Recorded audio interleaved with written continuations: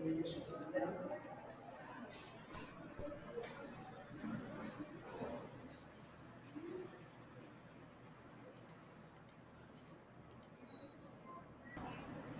ইলাস্ট্রেটরে গিয়েছেন সবাই?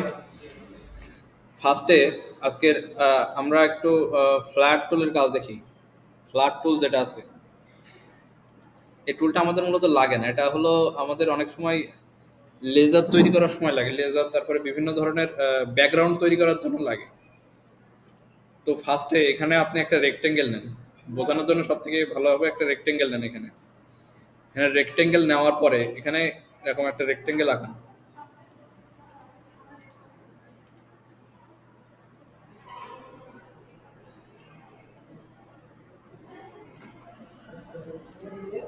এরকম একটু কালারটা চেঞ্জ করে দিই। এই যে এরকম একটা আর্টবোর্ডে আমাদের কি করলাম, আমার যে আর্টবোর্ড আছে এটা আর্টবোর্ড বরাবর জুম আউট করে নেবেন। একটু জুম আউট করার পরে এখানে আপনার একটা রেক্টেঙ্গেল নিয়ে পুরো আর্টবোর্ড জুড়ে একটা আমি ব্যাকগ্রাউন্ড নিলাম আর কি। এখন এই যে আমাদের যে টুলটা আছে এখানে, এই টুলটার কাজ হলো মূলত ব্যাকগ্রাউন্ড ইয়ে করা, ব্যাকগ্রাউন্ডের নিয়েই কাজ থাকে মূলত। জাস্ট আপনি যখন এটারে ধরে চেপে ধরে একটা টান দেবেন, দেখবেন যে একটা আলোক রশ্মির মতন উঠতেছে, দেখেছেন? এটা ছেড়ে দেন। দেওয়ার পরে যখন আপনি এখানে আরেকটা ক্লিক করবেন, ওই বরাবর আরেকটা একটা মনে হচ্ছে না যে একটা আলোক রশ্মি এখানে এসে পড়তেছে? মনে হচ্ছে না একটা আলোর একটা রশ্মি এখানে এসে পড়তেছে? ঠিক এরকম ধরনের আমার ব্যাকগ্রাউন্ড তৈরি করার সময় এইগুলো বেশি কাজে লাগে। দেখেন যখন আপনি ব্যাকগ্রাউন্ডটা এখন চেঞ্জ করে দেন, তাও বুঝতে পারবেন। এখানে কিছু কিছু স্পেসিফিক ব্যাকগ্রাউন্ড আছে যেটা এর মানে বিপরীত কালার যেগুলো সেগুলোই এর দেখবেন যে খাটবে।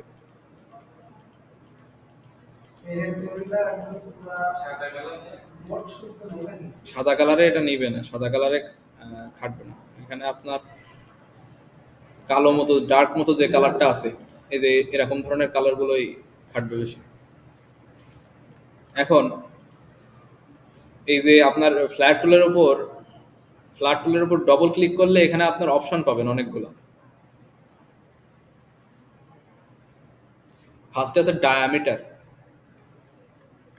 এর ডায়ামিটার গুলো হলো এই যে আপনার ছোট ছোট দেখতেছেন যে একটা একটা ইয়ে যাচ্ছে এর ভিতর দিয়ে, এটা একটা সার্কেল যাচ্ছে, এটা ডায়ামিটার বলে। এর অপাসিটি আছে, দেখেন অপাসিটি।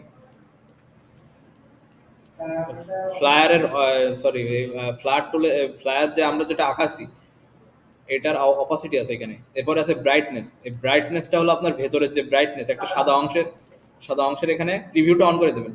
প্রিভিউটা অন করে দেবেন, এর ভেতরে যে সাদা অংশ আছে না, এই সাদা অংশের এটা হলো ব্রাইটনেস আর কি।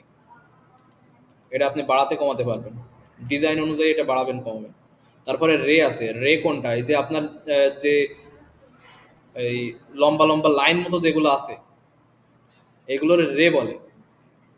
এর রে আপনি এখান থেকে বাড়াতে কমাতে পারবেন। এখানে দেখেন যে আমি যত বাড়াচ্ছি এখানে রেটা বাড়তেছে, মানে আলোর একটা রশ্মি যেটা আলোর একটা রশ্মি যেটা ওইটা এখানে পড়তেছে। মানে আপনি যখন এটা আপনি ওকে দেন, ওকে দেওয়ার পরে এখানে আপনি ক্লিক করেন, এই দেখেন আলোর রশ্মি না এটা, এই মনে হচ্ছে না আলোর রশ্মি, এই মূলত এটার রে বলে। এখানে আবার ডবল ক্লিক করবেন, এটা আবার চলে আসবে। এর রেটা আপনি কমাতে বাড়াতে পারবেন মূলত এখান থেকে। এটা অবশ্যই সিলেকশন করে নিতে হবে। নেওয়ার পরে আপনি এখান থেকে ডবল ক্লিক করে এর রেটা কমাতে বাড়াতে পারবেন। দেখেন আমি যখন 9টা 8টা 7টা, দেখেন রেটা কমে যাচ্ছে, দেখেছেন? এইভাবে রেটা কমাতে বাড়াতে পারবেন।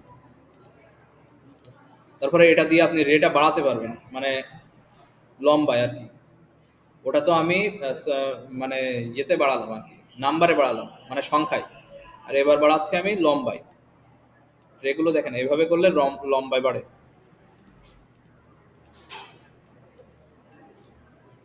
এরপরে এর যে মধ্যবর্তী স্থানে বিভিন্ন রকম গ্যাপ থাকে, এই গ্যাপটা আপনি এই যে এটা দিয়ে ঠিক করতে পারবেন। এটা মূলত কাজে লাগে না আমাদের, কিন্তু ওই যে ব্যাকগ্রাউন্ড তৈরি করার সময় অনেক ক্ষেত্রে কাজে লেগে যায়। আর এটা হলো আপনার ইয়েটা বড় করতে পারবেন, যেটা আছে, এই যে পিছনে যে সার্কেলটা যেটা আছে এটা আপনি এখানে বড় করতে পারবেন, ছোট করতে পারবেন। এরপরে আর কি আছে আমাদের, রিংস নাম্বার, এটাও আমাদের লাগে না। রিংস বলতে এই যে ভেতরের যে একটা রিংস আছে, দেখেন ভেতরের যে একটা সার্কেল সার্কেল মতো আসতেছে না, এইগুলোর নাম্বার।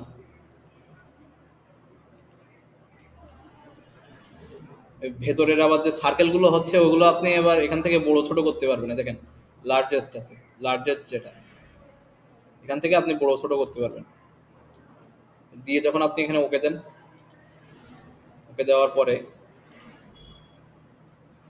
এখানে দেখেন, এবার আমি হালকা একটু রোটেট করে দিই, দেখেন মূলত এরকম ধরনের আমাদের ব্যাকগ্রাউন্ড তৈরি করার সময় এটা লাগে। এখন আপনি যদি চান যে আমি এইগুলোর আবার কালার চেঞ্জ করব, মানে এখানে কি কালার আছে দেখেন, এর ভেতরে একটা সাদা কালার আছে, এর বাইরে বিভিন্ন রকমের কালার আছে না, এই কালারগুলো যদি আপনি আবার চেঞ্জ করতে চান তাহলে এইটারে ধরবেন, ধরার পরে এখানে অবজেক্ট থেকে, এটা হলো ফ্ল্যাট টুল, ওটা হলো আপনি শেপের ভেতরে পাবেন। এবার এটারে ধরার পরে অবজেক্ট থেকে এক্সপান্ড, এই যে এক্সপান্ড করবেন, এক্সপান্ড করার পরে এখানে যা আছে ওকে দেওয়ার পরে এখানে আপনি দেখেন প্রত্যেকটা আলাদা আলাদা করে ধরতে পারবেন। তার জন্য এটা কি করতে হবে, আনগ্রুপ করতে হবে। এই যে আনগ্রুপ, আনগ্রুপ করার পরে আমি যদি চাচ্ছি এটার কালার চেঞ্জ করে দেবো, আমি এটার কালার সবুজ দিব, তাহলে সেক্ষেত্রে আমি সবুজ দিতে পারবো।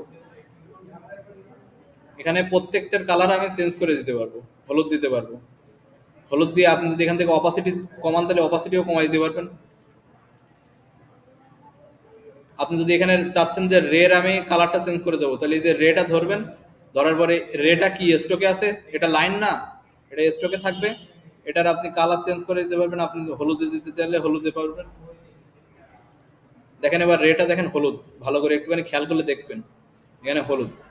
এটার যখন আপনি এটারে ধরার পর এখানে অপাসিটি পাবেন, এই অপাসিটিটা যখন বাড়াবেন তখন আপনি এটা বুঝতে পারবেন ভালোভাবে, রেগুলো দেখেছেন। এর অপাসিটি যখন আপনি এখান থেকে বাড়াবেন, অপাসিটিটা সবসময় কম রাখতে হয়। মূলত এরকম ধরনের ব্যাকগ্রাউন্ড গুলো তৈরি করার জন্য আমাদের এই ফ্ল্যাট টুলটা লাগে।